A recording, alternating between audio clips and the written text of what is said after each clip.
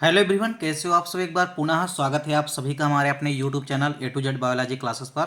आज की इस वीडियो में हम देखेंगे क्लास 12 बायोलॉजी एनसीईआरटी चैप्टर 12 में। देखिए, आज की इस वीडियो में हम देखेंगे पारिस्थितिक तंत्र यानी कि इकोसिस्टम या परितंत्र क्या होता है, पूरी की पूरी बेसिक इन्फॉर्मेशन। और इसमें साथ ही साथ जो पारिस्थितिक तंत्र या इकोसिस्टम के घटक हैं, या आप ऐसा कह सकते हैं कि जो भी इकोसिस्टम के कंपोनेंट हैं, चाहे वो बायोटिक कंपोनेंट यानी कि जैविक घटक हो, चाहे वो एबायोटिक कंपोनेंट यानी अजैविक घटक हो, पूरी की पूरी वीडियो में हम डिटेल से समझेंगे कि बायोटिक कंपोनेंट व अबायोटिक कंपोनेंट क्या होते हैं। तो चलिए सीधे वीडियो को स्टार्ट करते हैं।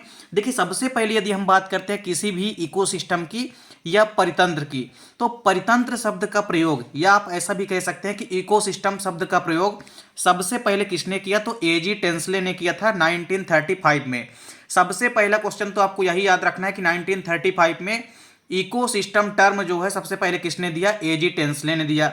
दूसरी चीज आपको सबसे पहले जरूरी है कि आपकी इसकी डेफिनेशन समझनी है, यानी कि इसकी परिभाषा आपको पता होनी चाहिए। इकोसिस्टम एक्चुअल में है क्या, किसी भी विशिष्ट स्थान पर पाए जाने वाले सभी जीव तथा पर्यावरण के प्राकृतिक संबंधों द्वारा बने तंत्र को हम क्या कहते हैं, परितंत्र या इकोसिस्टम कहते हैं।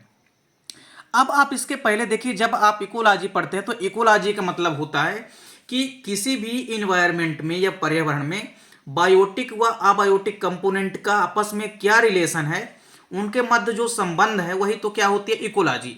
अब आपको यहां पे समझना है कि किसी भी इकोलॉजी के अंतर्गत कोई पर्टिकुलर विशिष्ट स्थान है, उस विशिष्ट स्थान में पाए जाने वाले जितने भी जीवधारी हैं, उनका पर्यावरण के साथ क्या प्राकृतिक संबंध है, तथा इस संबंध के माध्यम से जो पूरा का पूरा एक, आप ऐसा कह सकते हैं कि तंत्र बनता है या सिस्टम बनता है, जिसे ही हम क्या कहते हैं, परितंत्र कहते हैं, या इकोसिस्टम कहते हैं, या हम पारिस्थितिक तंत्र कहते हैं। तो किसी भी विशिष्ट स्थान पर पाए जाने वाले सभी जीव तथा पर्यावरण के प्राकृतिक संबंधों द्वारा जो तंत्र बनता है, उसे हम क्या कहते हैं, परितंत्र या इकोसिस्टम। देखिए, परितंत्र जो होती है प्रकृति की एक क्रियात्मक इकाई के रूप में हम देख सकते हैं, क्योंकि यहाँ पर जीव जो होते हैं आपस में तथा आसपास के भौतिक पर्यावरण के साथ पारस्परिक क्रिया करते हैं। किसी भी इकोसिस्टम के अंदर आप देखेंगे कि जीव आपस में इन्वायरमेंट के साथ एक दूसरे से परस्पर क्रिया करते हैं। देखिए, सबसे पहले यदि हम आपको यहाँ पे एक चीज बताएं, तो इकोसिस्टम की जो परिभाषा है वो अलग अलग समय पर अलग अलग साइंटिस्टों के द्वारा दी गई है, जिसमें सबसे इंपॉर्टेंट जो परिभाषा है वो है एपी ऊडम की। ऊडम के अनुसार देखिए, आपको समझना है ऊडम ने क्या कहा कि पारिस्थितिक तंत्र क्या होता है। ऊडम ने कहा कि जो इकोसिस्टम होता है वो पारिस्थितिकी यानी इकोलॉजी की मूल क्रियात्मक इकाई होती है, जिसमें जैविक व अजैविक समुदाय दोनों एक दूसरे को प्रभावित करते हैं। सीधा सा फंडा उन्होंने क्या बताया कि किसी भी इकोसिस्टम के अंदर जो एबायोटिक कंपोनेंट होते हैं, वो बायोटिक कंपोनेंट के साथ आपस में एक दूसरे को इफेक्टिव डालते हैं, या आप ऐसा कह सकते हैं कि किसी भी इकोसिस्टम के अंदर जो जैविक घटक हैं वह अजैविक घटक दोनों ही एक दूसरे को प्रभावित करते हैं। तो इसे ही एपी ऊडम ने क्या कहा, परितंत्र या इकोसिस्टम कहा। उनका कहना है कि जैविक व अजैविक घटक एक दूसरे को आपस में प्रभावित करते हैं, इसे ही उन्होंने क्या कहा, इकोसिस्टम कहा। अब देखिए, पारिस्थितिकी, या आप ऐसा कह सकते हैं कि पारिस्थितिकी के अंतर्गत जो इकोसिस्टम है, इकोसिस्टम के दो मुख्य घटक हैं। उसमें से पहला है जैविक घटक और दूसरा है अजैविक घटक, जिसको हम एबायोटिक कंपोनेंट कहते हैं। चलिए, सबसे पहले तो हम समझते हैं कि जैविक घटक क्या होते हैं, यानी कि बायोटिक कंपोनेंट के बारे में। देखिए, जैसा कि नाम से ही स्पष्ट है कि बायोटिक कंपोनेंट, बायोटिक का मतलब होता है कोई भी जीवित चीज। अब जीवित चीज का मतलब है कि कोई भी लिविंग ऑर्गेनिज्म, यानी इसके अंतर्गत जितने भी जीव आएंगे वो सभी के सभी जीवित सदस्य आएंगे, यानी कि जैविक सदस्य आएंगे। तो यही चीज आपको ध्यान में रखना है कि इसके अंतर्गत पारिस्थितिक तंत्र के सभी जैविक सदस्य अथवा जीवित जीवधारी आते हैं। इनके कई सारे एग्जाम्पल आप देख सकते हैं, उसमें पादप भी हो सकते हैं या एनिमल्स भी हो सकते हैं। इसके अलावा कुछ माइक्रो ऑर्गेनिज्म यानी कि सूक्ष्म जीव भी हो सकते हैं।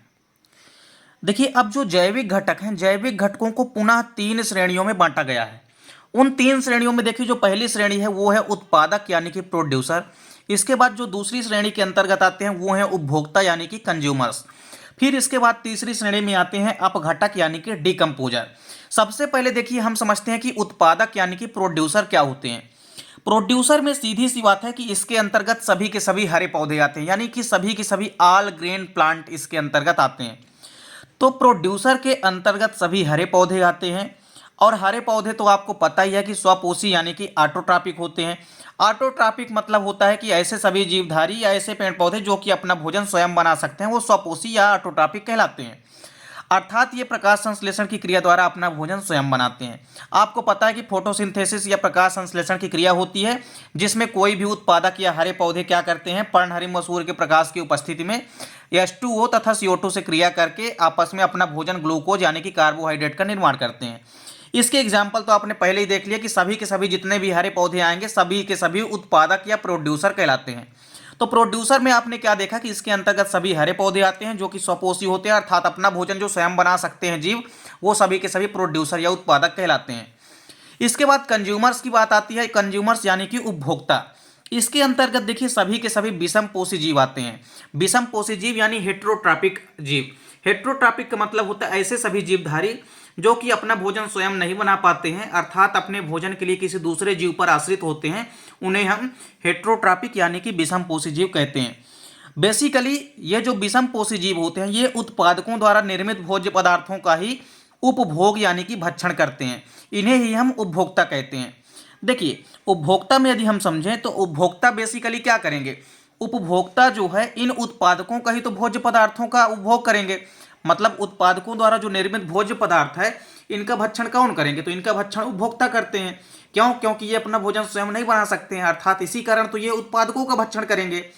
अब देखिए उत्पादक जो है, उत्पादक के अंतर्गत हरे पौधे आते थे जो कि प्रकाश संश्लेषण के द्वारा फूड निर्माण करते हैं अपना। तो उसी प्रकार से उनका जो फूड मटेरियल्स है उनको कौन खाएंगे, उपभोक्ता खाएंगे। अब देखिए उपभोक्ताओं की कई श्रेणी होती है। उपभोक्ता या तो शाकाहारी हो सकते हैं यानी कि हर्बीवोर्स हो सकते हैं। इसके अलावा कुछ उपभोक्ता कैसे होंगे, मांसाहारी होंगे जो कि कार्निवोर्स होंगे। कुछ तो ऐसे भी होते हैं जो कि सर्वाहारी होते हैं। सर्वाहारी तो आपको पता है जिनको कि हम ओमनिवोर्स कहते हैं, मतलब जो कि शाकाहारी और मांसाहारी दोनों होते हैं। अब इसके बाद आप एक चीज़ देखेंगे कि जो उपभोक्ता होते हैं, उपभोक्ताओं की तीन प्रमुख श्रेणियां हैं। मतलब उपभोक्ताओं को तीन प्रकार से बांटा गया। उपभोक्ता तीन प्रकार के होते हैं। सबसे पहले आते हैं प्राथमिक उपभोक्ता यानी कि प्राइमरी कंज्यूमर्स। प्राइमरी कंज्यूमर्स में आपको देखना है कि ये प्रायः अपना भोजन सीधे उत्पादकों से प्राप्त करते हैं। ये प्रायः शाकाहारी जीव होते हैं। देखिए प्राथमिक उपभोक्ता के अंतर्गत एक चीज आपको माइंड में बिठा के रखनी है कि सभी के सभी शाकाहारी यानी कि हर्बीवोर्स जीव आते हैं, अर्थात ऐसे जीव जो कि शाकाहारी होते हैं, अर्थात मांसाहारी नहीं होते हैं, ऐसा भी आप कह सकते हैं। तो सीधी सी बात है कि ये अपना भोजन सीधे उत्पादकों से प्राप्त करते हैं। तो प्राथमिक उपभोक्ता अपना भोजन सीधे कहाँ से प्राप्त करते हैं, उत्पादकों से। यानी उत्पादकों द्वारा जो निर्मित भोज्य पदार्थ है उसको कौन प्राप्त करते हैं, प्राथमिक उपभोक्ता। और प्राथमिक उपभोक्ता शाकाहारी होते हैं। कई सारे एग्जाम्पल इनके आपको याद रखने हैं, जैसे चूहे, खरगोश, हिरण, बकरी आदि। ये सभी के सभी क्या होते हैं, शाकाहारी होते हैं यानी कि हर्बीवोर्स होते हैं। और सभी के सभी प्राइमरी कंज्यूमर्स यानी कि प्राथमिक उपभोक्ता के अंतर्गत आते हैं। देखिए द्वितीयक उपभोक्ता की यदि हम बात करते हैं, सेकेंडरी कंज्यूमर्स, तो इसके अंतर्गत प्रायः मांसाहारी जीव आते हैं। और ये मांसाहारी जीव प्रायः अपना भोजन शाकाहारी जंतुओं का भक्षण करके या शिकार करके प्राप्त करते हैं। एग्जाम्पल देख सकते हैं जैसे मेढक, मछलियाँ, पक्षी हो गए, इसके अलावा भेड़िया आदि। ये सभी के सभी द्वितीयक उपभोक्ता कहलाते हैं। देखिए द्वितीयक उपभोक्ता में एक चीज़ आपको याद रखनी है। प्राथमिक उपभोक्ता में आपने क्या देखा था कि प्राथमिक उपभोक्ता के अंतर्गत आने वाले सभी जीव शाकाहारी थे, लेकिन द्वितीयक उपभोक्ता के अंतर्गत जो भी जीव आते हैं वो कैसे होते हैं, मांसाहारी होते हैं। और ये अपना भोजन किन से प्राप्त करते हैं, तो ये शाकाहारी जंतुओं से प्राप्त करते हैं। शाकाहारी जंतु मतलब प्राथमिक उपभोक्ता। तो द्वितीयक उपभोक्ता अपना भोजन कहाँ से प्राप्त करेंगे, प्राथमिक उपभोक्ता के जो जीव आते हैं उनका भक्षण करके यानी उनका शिकार करके प्राप्त करते हैं। कई सारे एग्जाम्पल याद रखने हैं, जैसे कीड़े मकोड़ों को मेढक खाता है, फिर जो मछलियाँ होती है ये भी कीड़े मकोड़ों को खाती है, फिर पक्षी हो गए, इसके अलावा भेड़िया हो गई। ये सभी के सभी द्वितीयक उपभोक्ता आते हैं जो कि प्राइमरी कंज्यूमर्स का भक्षण करते हैं, यानी प्राथमिक उपभोक्ताओं का भक्षण करके अपने भोजन की प्राप्ति करते हैं। फिर इसके बाद देखिए तृतीयक उपभोक्ता आते हैं जिनको कि हम टर्सरी कंज्यूमर्स कहते हैं। देखिए ये बेसिकली ये भी मांसाहारी होते हैं। इनको आप उच्च मांसाहारी भी कह सकते हैं क्योंकि ये मांसाहारी जंतुओं का ही भक्षण करते हैं, इसलिए इनको आप उच्च मांसाहारी भी कह सकते हैं, तथा द्वितीयक श्रेणी के उपभोक्ताओं का भक्षण करते हैं।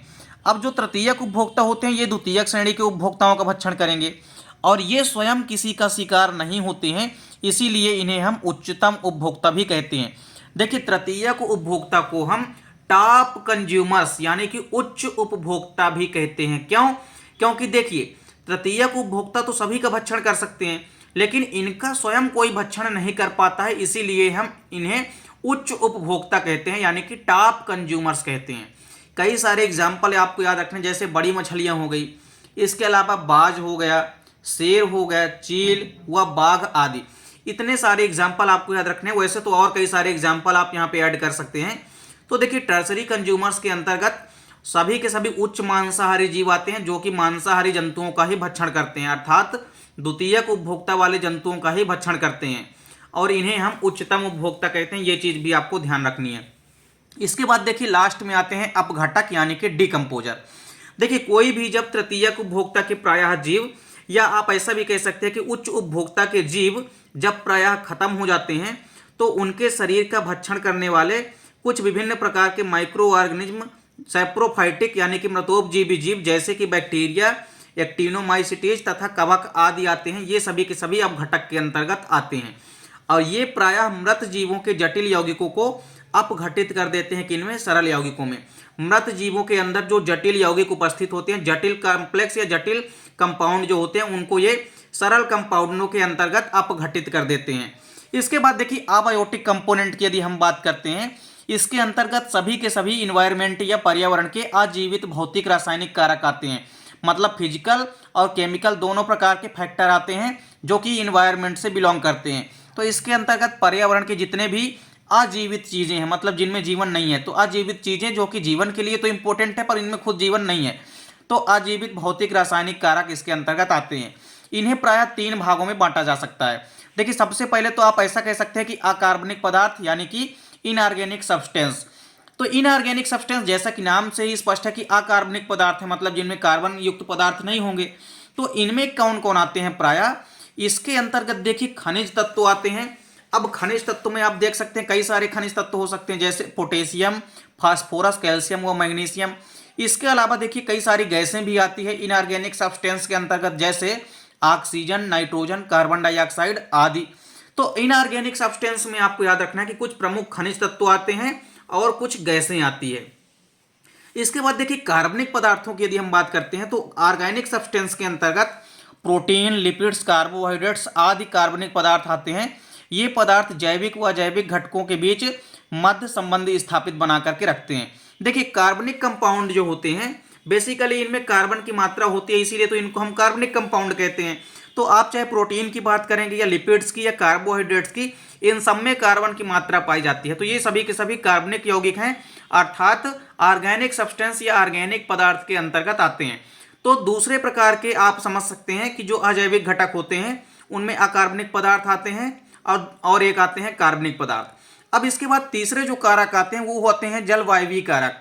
जलवायवीय कारक में आपको समझना है कि कई सारे इंपॉर्टेंट भौतिक व रासायनिक कारक आते हैं, जैसे इसके अंतर्गत ताप, वर्षा, प्रकाश, हवा, आर्द्रता एवं मृदीय कारक जैसे कि मृदा संगठन, मृदा जल व मृदा का पीएच मान आदि आते हैं। तो जलवायवीय कारक के अंतर्गत इंपॉर्टेंट चीजें हैं कई सारी, जिनमें प्रमुख रूप से टेम्परेचर यानी कि तापमान है, वर्षा है, लाइट यानी कि प्रकाश है। इनके बिना कोई भी क्रिया जो है तो घट सकती है और बढ़ भी सकती है। इसके अलावा हवा हो गई, आर्द्रता एवं नमी हो गई, व कुछ मृदा में पाए जाने वाले संगठन या मृदा कारक हो गए, जैसे मृदा में पाया जाने वाला जल ही हो गया।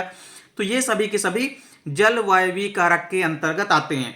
तो इस प्रकार से किसी भी इकोसिस्टम के जो जैविक व अजैविक घटक हैं, उम्मीद करता हूं दोस्तों आपको समझ में आ गए होंगे।